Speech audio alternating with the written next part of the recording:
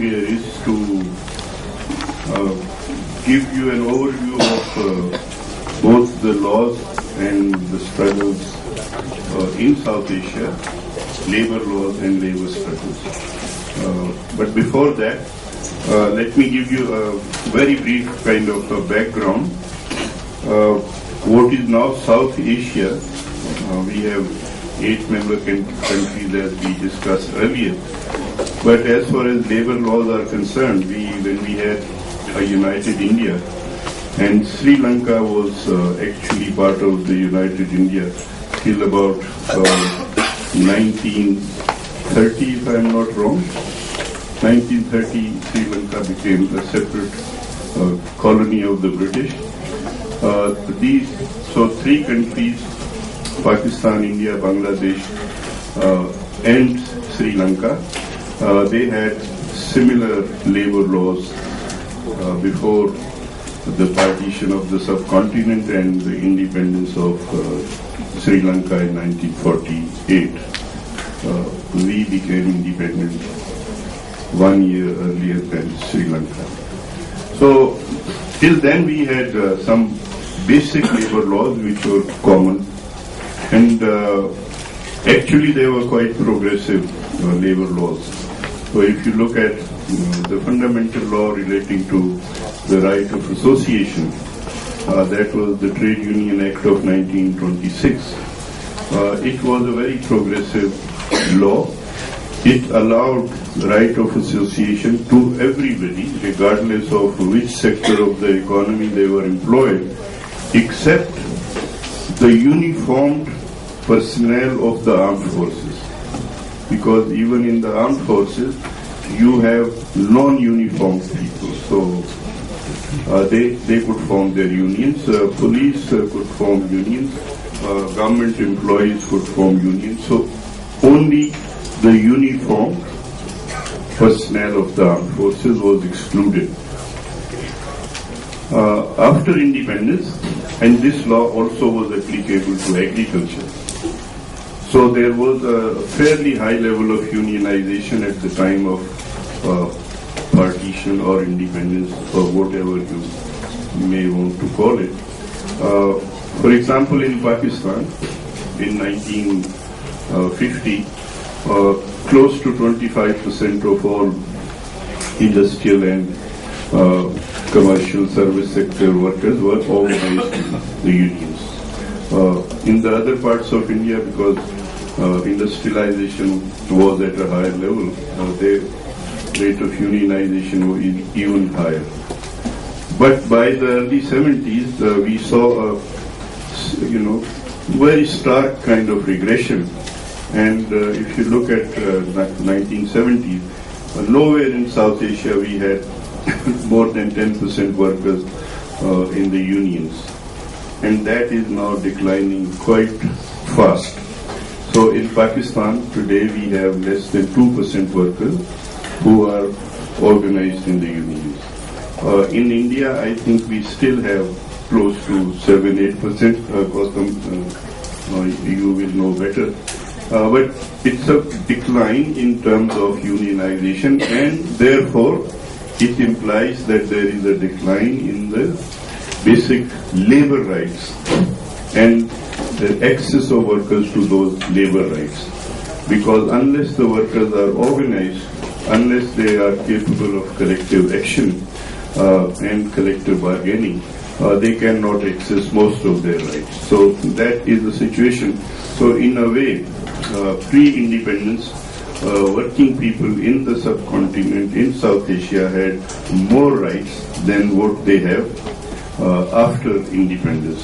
So this is also a question to really ponder, because we have all celebrated our independence days of the 2 major South Asian countries on the 14th and 15th of August. So we really need to think what kind of independence is this when it comes to working people, who incidentally are the majority in every society, and therefore it is also an essential democratic question whether we live in democratic society where rights of the ordinary citizens are sought to be curtailed at any pretext. Now, how it has happened in Pakistan, I would like to share with you, because when we have our first military government in 1958, the first thing they did was they did away with the Trade Union Act 1926. There was a complementary legislation which was known as Industrial Disputes Act of 1947, which was also enacted before the partition. So these two basic laws dealt with formation of trade unions or matters relating to collective bargaining or working conditions at the workplace and conditions of work. Very comprehensive laws, although formulated by colonial masters, but they were progressive laws. So we did away with these two fundamental rights, and for the next 10 years we didn't have a law governing the formation of unions in Pakistan.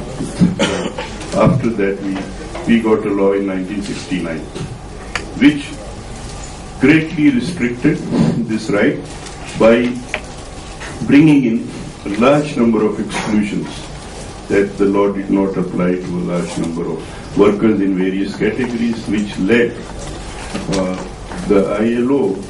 It sent a mission to Pakistan in 1986, and the finding of that mission was that in Pakistan labor laws do not apply to more than 25% of workers and were not actually enjoyed by more than 10%. So 75% workers are excluded legally from access to basic rights. In India, the process has been slightly different because luckily up till now, there is no military dictatorship.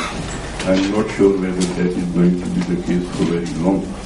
But since there has been no military dictatorship, the laws could not be just thrown out of the window. They have to go through constitutional process. And there have been some changes, for example, to the Factories Act 1934, which was the third major law that we inherited from the British colonialists, which provides extensively for workplace safety, and we will discuss that in a little while what it means. But workplace safety was a very, very essential part of that law, and if implemented even today, that law is capable of providing safe working places. Secondly, it provided for regulating working hours, overtime, leaves, etc. So very extensively covering the fundamental rights of labor. We made various amendments to that law. India has also done that. In some cases, the courts have intervened to curtail workers' right to strike, for example. Then we have another retrogressive law that we inherited, which was known as the Essential Services Act of 1942, because we were part of the British war effort then, we were the colony, and they enacted this law to provide for certain emergencies. But after partition, we are clinging to that law, and that Essential Services Maintenance Act is still in force in all the South Asian countries. So anywhere the government it has the right to suspend functioning of unions under these laws or curtail any other right of the workers.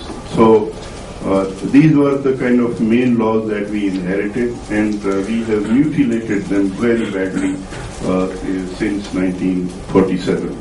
And today we have a situation where most workers, and what also characterizes the South Asian situation is that close to 90% of all workers in South Asia are employed in the informal sector or under informal conditions. So basically meaning that they have no access to basic rights, plus they have no right to safe working conditions, because when the regulation is not there, the employer, they tend to cut costs, and the first thing they do is they put together workplaces in a way that they maximize the space, they don't put in money in health and safety sort of needs, and therefore we see all these horrendous accidents in almost every South Asian country, where hundreds and thousands of workers, they lose their lives through total criminal negligence on the part of the employers, as well as the state institutions that are responsible. So with this background, as we have heard earlier, one common feature in terms of state policy is that all South Asian countries are now under the neoliberal economic regime, which require a deregulation of the market, which requires privatization, which also requires total deregulation of labor. So that is another common sort of feature. So within that, we look at the labor laws and labor struggles. What we are going to do is that we will show you a short video which is about the working conditions in the garment industry, which is one of the major and common industry in South Asia. So India, Pakistan, Bangladesh, Sri Lanka and Nepal. These 5 countries have garment sector, which is one of the major employment provider, and all of these countries, they mainly produce for exports to European and North American markets. So again, there is a cutthroat competition, and there is a race to the bottom in terms of wages and conditions.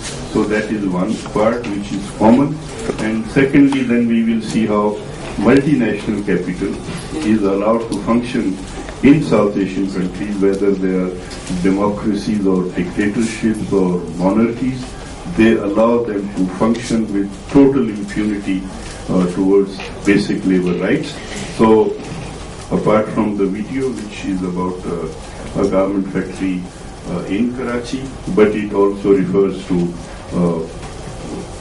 some of the very sort of infamous factory accidents in the subcontinent. So it refers to Bhopal in India in 1984.